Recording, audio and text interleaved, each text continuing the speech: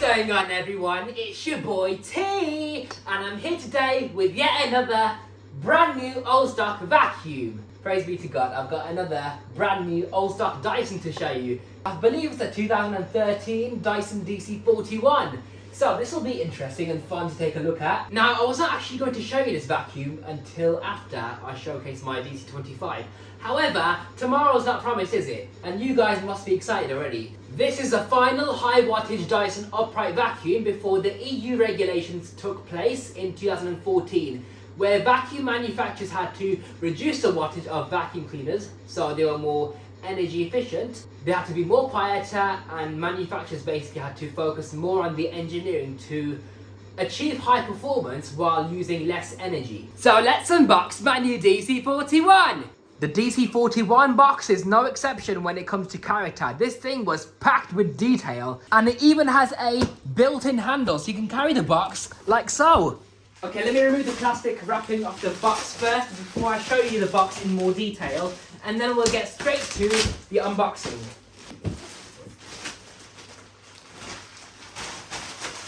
One final look at this. I love that.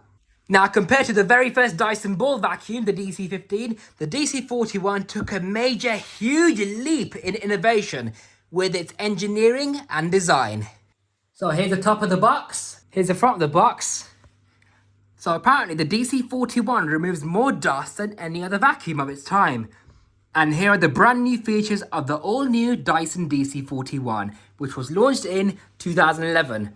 Now, this would have had the normal mini turbine head as featured on the DC25. However, when the DC50 got launched in late 2012, they came out with the tangle-free turbine head, which is why I'm assuming this DC41 is a 2013 model, because by 2014, the DC41 Mark II would have come out. Here's the right-hand side of the box, talking about the features in more detail. I miss when Dyson boxes used to look like this. Here's the back of the box, talking about the features in more detail, labelling the different parts of the vacuum with its features. There's the information about it. And the left-hand side of the box talks about the new cleaner head design and more information about the new cyclone design, which is quite futuristic. So these Dysons were always designed in the UK, even though they're not made in the UK. And there we are. Oh, yes. So the first thing out the box is the wand. Ever since the DC33 came out, Dyson started using plastic wands. It's not necessarily a bad thing. The machine does become more flexible as a result of it. However, it's far more lighter and they are quite robust. I don't think I've ever seen one of these break in half, so that must be a good thing. You got the accessories right here with the tool caddy. This right here is the cleaner head. Oh, that is lovely. Check this out. Right over here is the tangle-free turbine head. And lastly, we've got the Dyson itself. And there's a plug. Oh yeah, it's got the later circle-shaped plug, so it's definitely a late DC41 model. Yeah, I don't understand why Dyson fed the cable through the bag with a hole in there. Right, let me just get this stuff off the vacuum. There's an elastic band here. And they had this foam covering the cyclone to prevent scratching it, because this is a spray finish effect. The colour is not exactly moulded into the plastic, but that is beautiful though. Look how clean the bin is. Oh look, we got some information about the patents of this vacuum. So it says in the bottom right corner, correct as of the 29th of November 2013. I miss when Dyson did purple bags like this. Can't believe I almost forgot about this. It goes on top of the vacuum. There it is. That is incredibly shiny. How to assemble a Dyson DC41. So first of all, you grab your cleaner head, making sure that the power socket right here lines up with the two metal connections.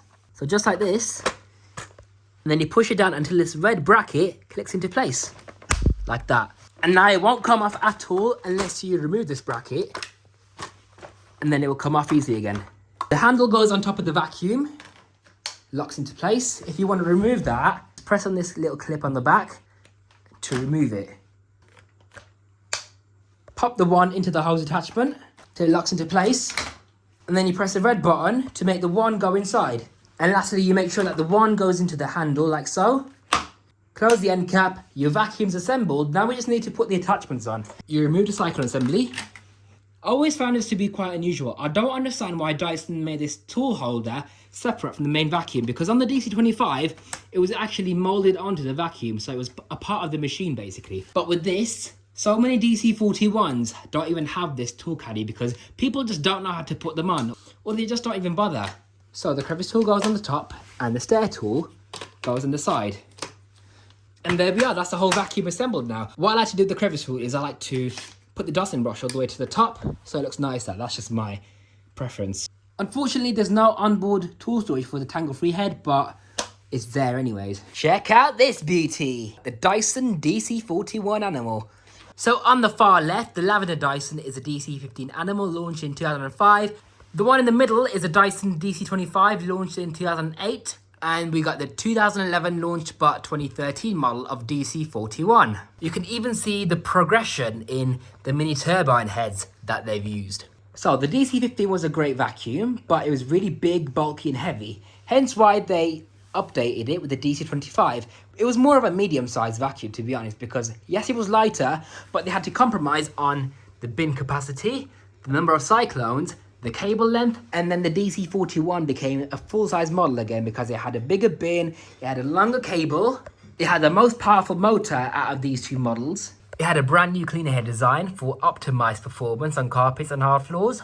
Dyson went from having 7 little root cyclones down to 5 on the DC25, and when the DC41 they brought out 12 cyclones.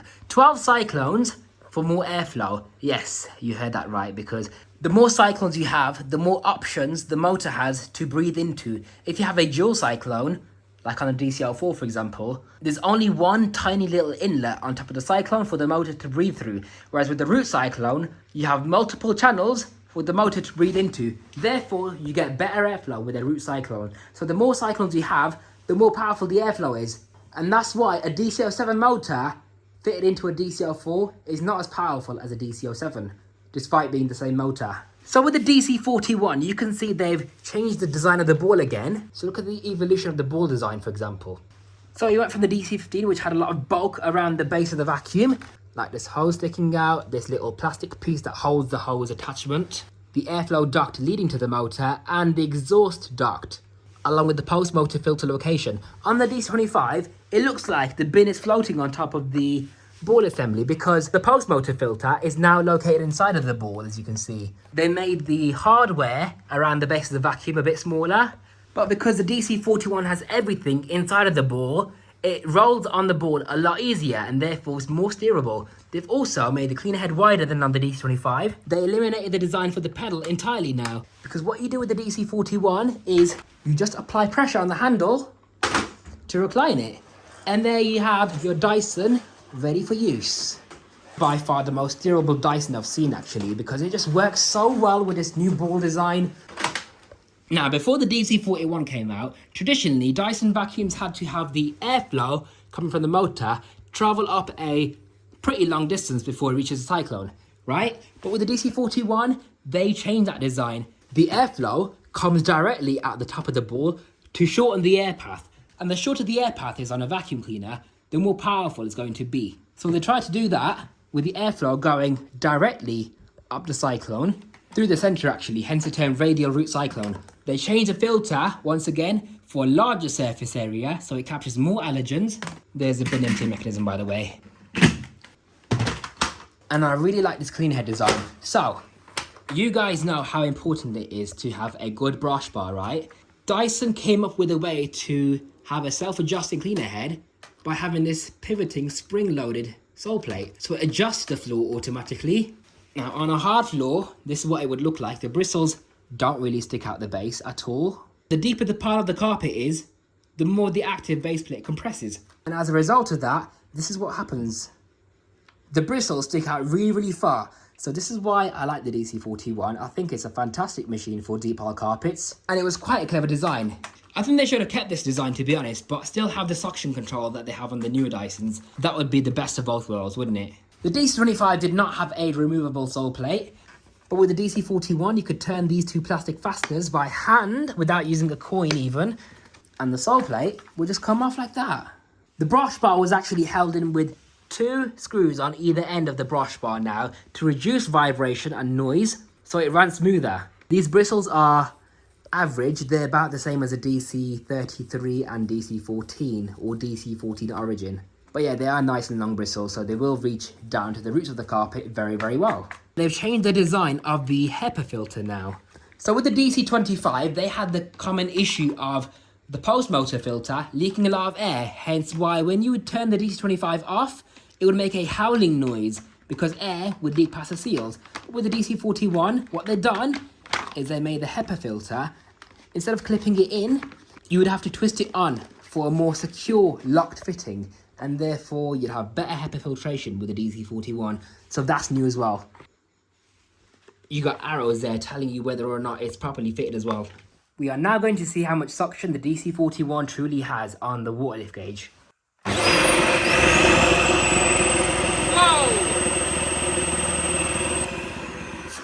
Oh my days. Is that more powerful than the DC07? I can't believe it. That was literally on par with a 2200 watt Miele S5. I wasn't expecting it to get more than 120. I thought the DC08 was unbeatable. Guess I was wrong then. I can't believe that. Well, I'm liking the DC41 far more than I expected to actually, considering it's just the first generation of it as well. Well, first generation of the 3rd generation. Okay, I really don't want to have to get my DC41 dirty for the first time because it's brand new. But, you know, let's just go for it anyways. Oh yeah, I forgot about that misleading click because when you put it upright, you think the stabilizer is locked into place, but when you let go, it falls over. But there's a secondary click, that one, and now it stays upright. Anyway, so here it is in action. So we have brush control right here. So brush off and on.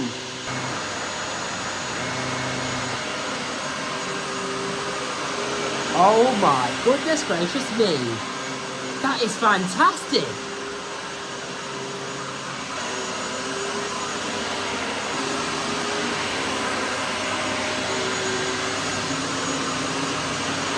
Wow, check out these carpet lines. It's a combination of all the features in that cleaner head design that they've implemented on this vacuum that makes it really, really decent on thick pile carpets. Or deep pile carpets. Wow, way! And even on the forward push, you can see how much it digs in.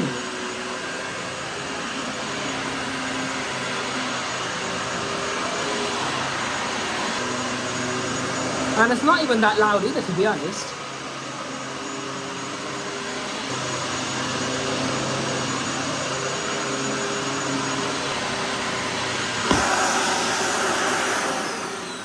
So, I don't expect it to pick up much dust because I vacuumed yesterday. I forgot what vacuum I used. I think it was a V15, was it? I can't remember. I think I used a V15 or Gen 5. But let's just dump it out on this carpet right here so we can see exactly what it picked up.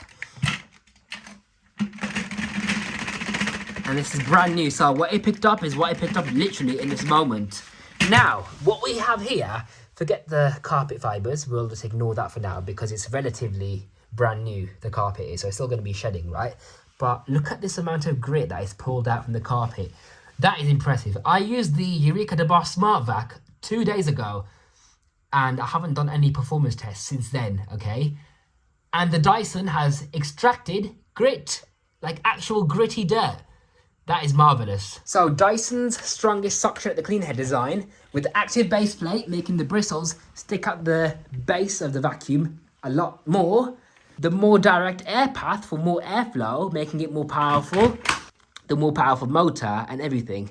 It's just fantastic. The DC41 is a pretty good machine. So this has been the brand new Dyson DC41 Animal brought to you by your host T from Power 786. Hope you enjoyed this video and I'll see you in the next one. I still need to demonstrate that DC25 and a DC18. I'm going to show you the DC18 right now actually, hold on. Right then, here's a DC18 I've got. Do you guys want to see this next or the DC25? Because I refurbished it a while ago. I'm not really a huge fan of these, but they are nice, simple machines. And because it's been in the shed, it's going to need a good clean externally, hence the condition. But I will clean it up and I'll demonstrate this for you guys if you want to see it. It's a DC18 Allergy Slim Vacuum. Yes, I hope you guys have enjoyed this video and let me know what you'd like to see next. This has been your host T from Power786, bringing you the all new old stock Dyson DC41 Animal. Take care guys, and I'll see you in the next one.